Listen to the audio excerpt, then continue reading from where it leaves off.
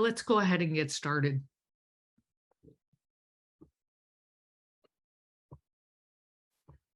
Hello, everyone. Welcome to Ask the Grant Writing Expert. I'm Dr. Meg Bouvier. You know me as the creator of the Library of NIH Grantsmanship courses.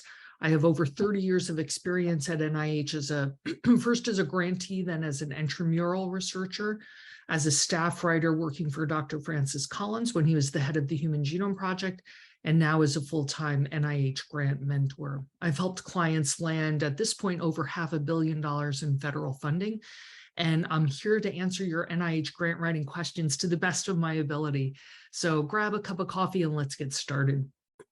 So if you're attending live, just a reminder that you are in listen-only mode, and you can put your questions in the Q&A box. I'll be answering questions that people type in there, things that people have asked me during the week. People have emailed me questions, so we'll be drawing from a number of different sources.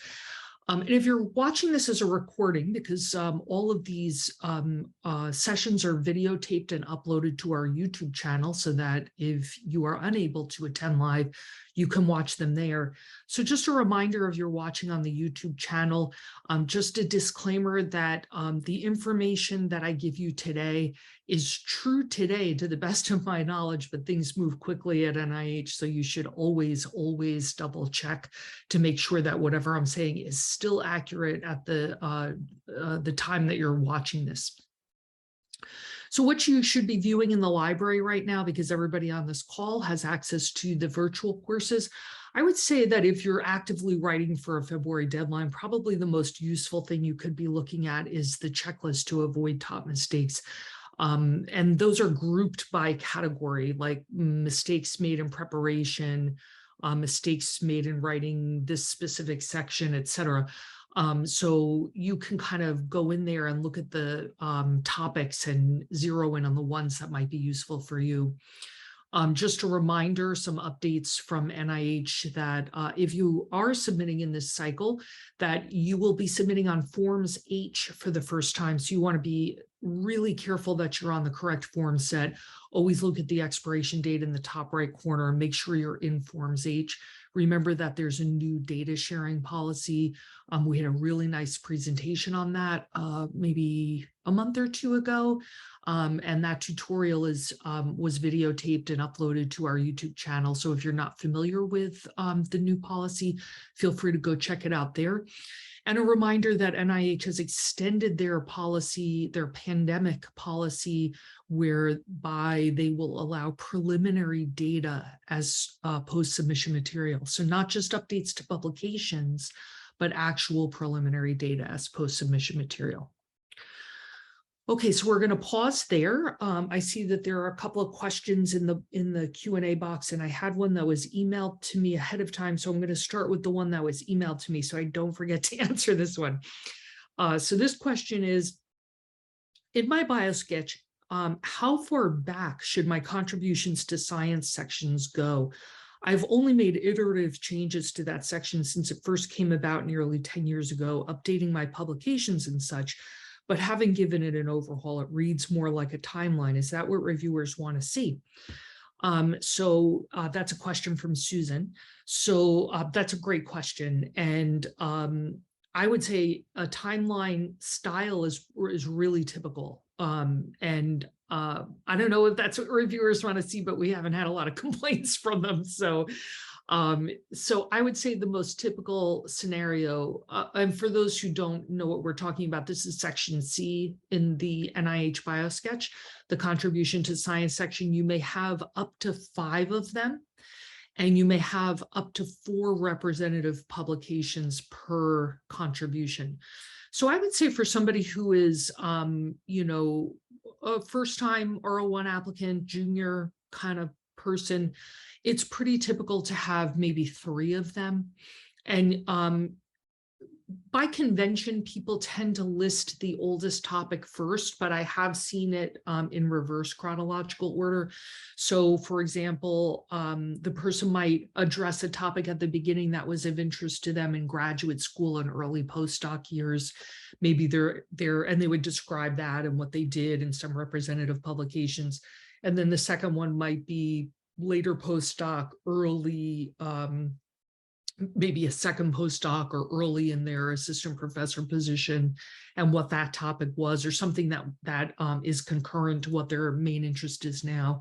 And then maybe the third one might be their main interest and the in the topic in which they're proposing for this particular application. People who are more senior will have 5.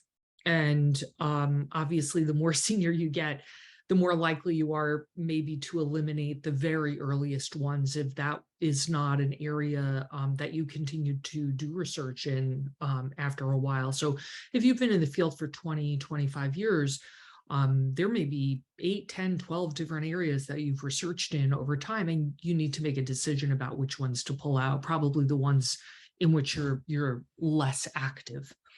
And then in terms of picking the publications, obviously you pick the ones that are some combination of recent and high impact journal, and where your position is either first or last author.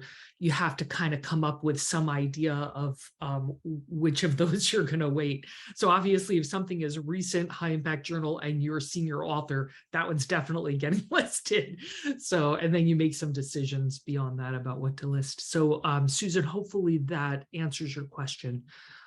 Most people don't do major overhauls to the contribution to science section, except to update their publications and potentially to update the most recent topic area and or to add new topic areas as time goes on.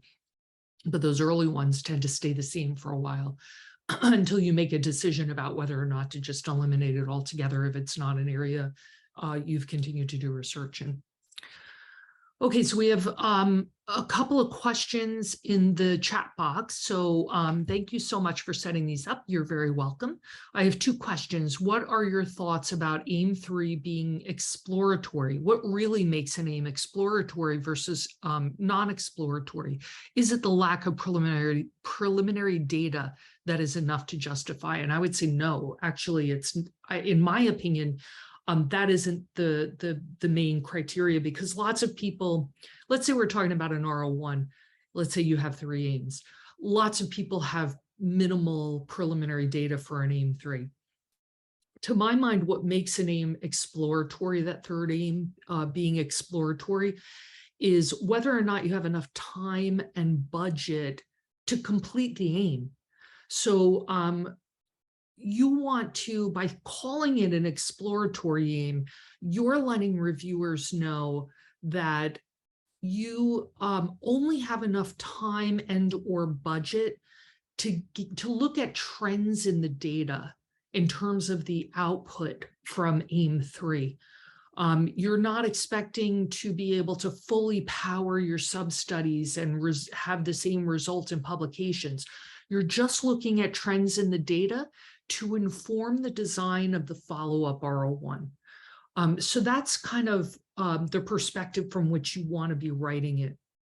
If it's something where you don't have a lot of preliminary data, I think, but you think you have time and budget to actually complete the aim and power the study and have it result in publications and tell a complete story, then just call it an aim. Just call it AIM 3. But if not, because sometimes people find that they just have, they think they have a little bit of time and money left over, and they'd like to kind of dip a toe in the water of the next area, or they're anticipating that reviewers might balk because they're doing a mechanistic study and they're not taking it then in vivo, and an in vivo study is really expensive. So maybe you propose to do like an exploratory in vivo study with a smaller sample size, where you're just going to look at trends in the data, but it's not going to be a full story that can be published. So to my mind, that's the difference between an exploratory aim and a full aim. It's whether or not you can complete an aim that is going to be fully powered and publishable. So hopefully that makes sense. If anybody has questions about that, let me know. Okay, and another question. I wanted to ask about preliminary results section. I was hoping to place a section for preliminary results for aims 1 and 2, and then a specific one for aim 3, written under aim 3, as opposed to before the aims, like for aims 1 and 2. Is it okay to do that, regardless of whether we call aim 3 exploratory or not? Okay, that's a great question. And the more general form of that question that I get almost on a weekly basis is, where do I put my preliminary data? So most of the time, I think reviewers are going to anticipate finding preliminary data labeled and presented in the approach section. So for this particular question,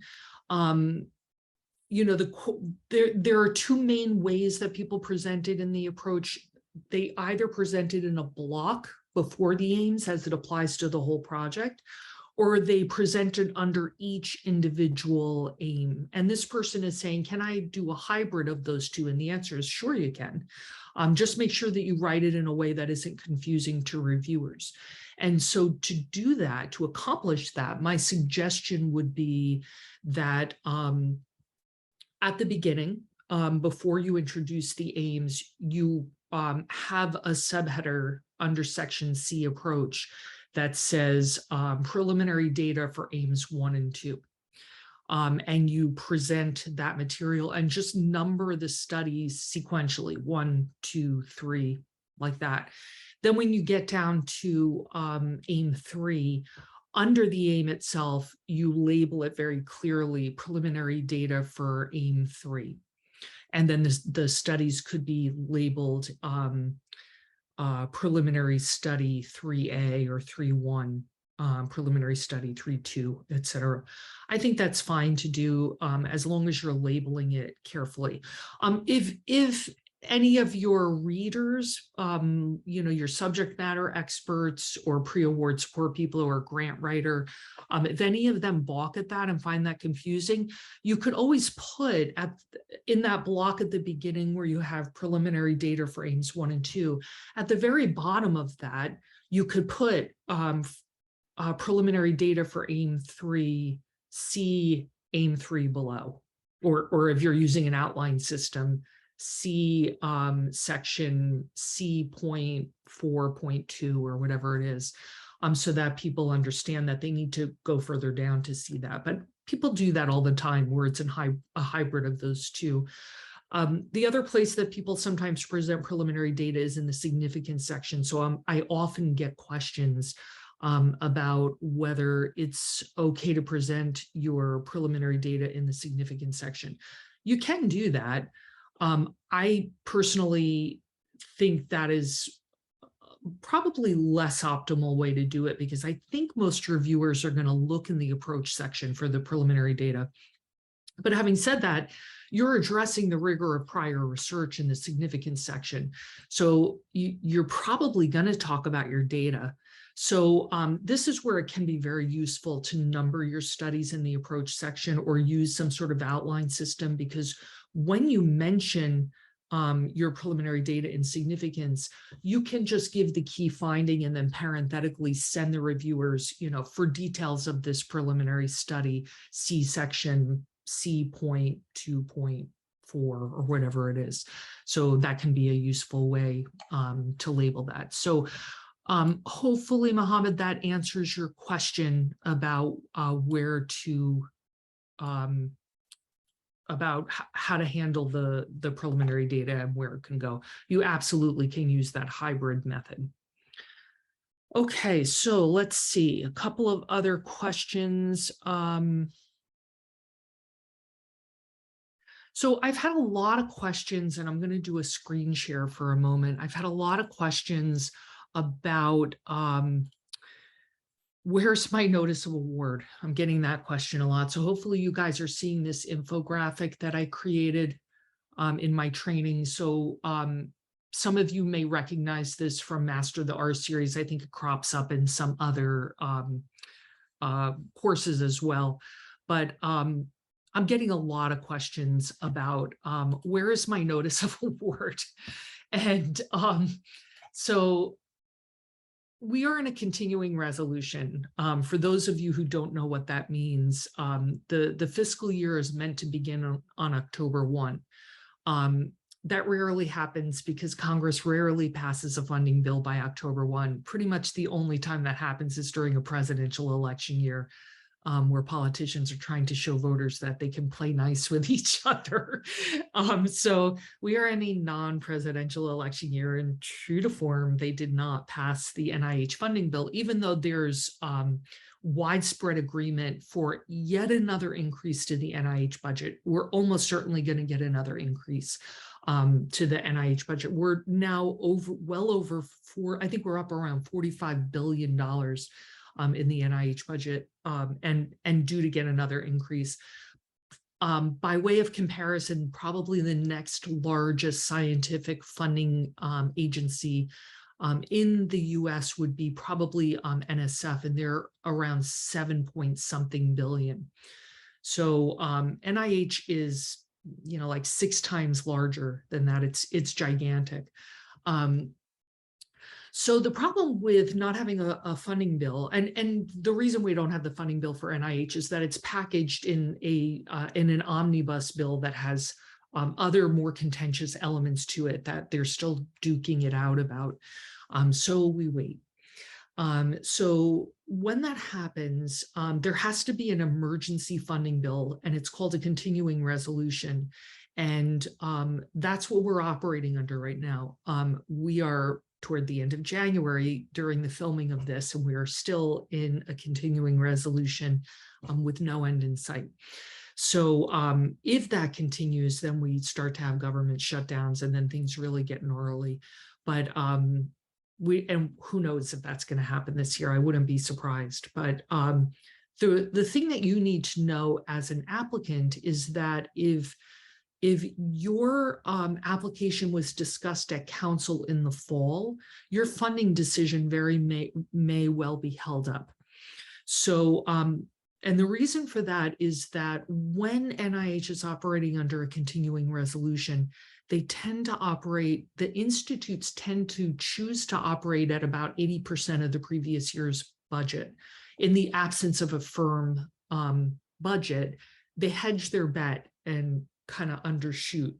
And then once the budget is passed, they make a lot of notice of awards. So what we're talking about is primarily on this end of the spectrum, but here, this is the application is uploaded to grants.gov. It's assigned to a study section.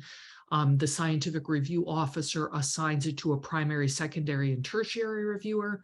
They review it before the study section meeting. They upload their scores. They have an opportunity to look at what the other assigned reviewers wrote and amend their scores based on that, just so you know that that's a thing that happens. If it's in the bottom half, it's triaged and not discussed. So that's the end of the journey there. For the top half, they go on and get discussed at the study section meeting, where people actually sit in a room typically and discuss the application. So this is the first level of review. So your scores will appear in ERA Commons typically within a week of the study section meeting, but your full written critiques, the summary statements, are usually not available for about a month. So that's the first level of review, and that's where your score is awarded. It is not where your money is awarded. Money is awarded after council. So those who are nowhere near the funding line, your journey ends after that study section meeting. And for those who are below or anywhere near the funding line, you will then, your application will be discussed at the advisory council meeting, the Institute Advisory Council meeting.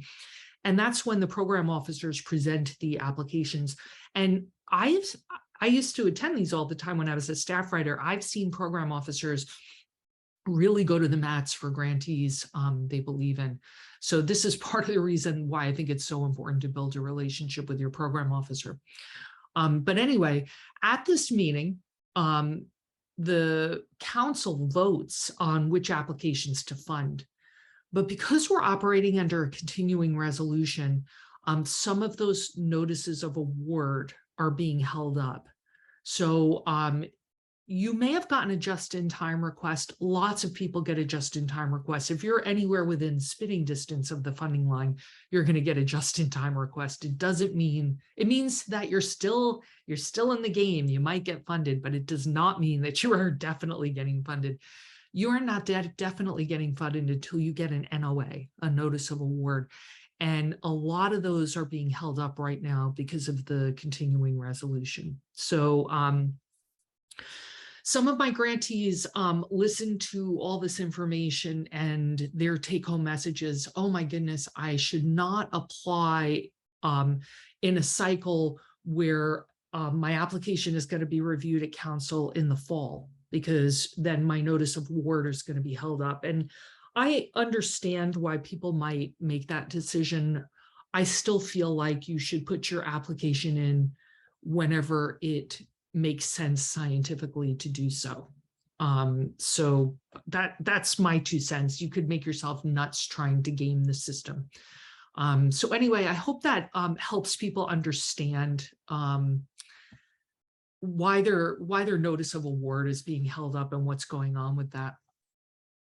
Okay, another question in the Q&A box. If we are marginally above the funding line, how do we know if our application has gone to council?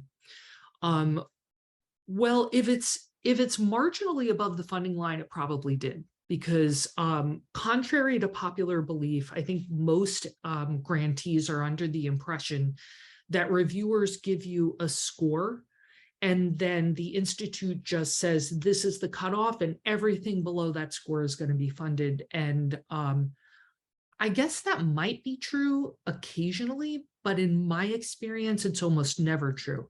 In my experience, program officers will, anybody who scores in that gray area around the funding line, and application scores cluster really tightly when you get into the top 20%.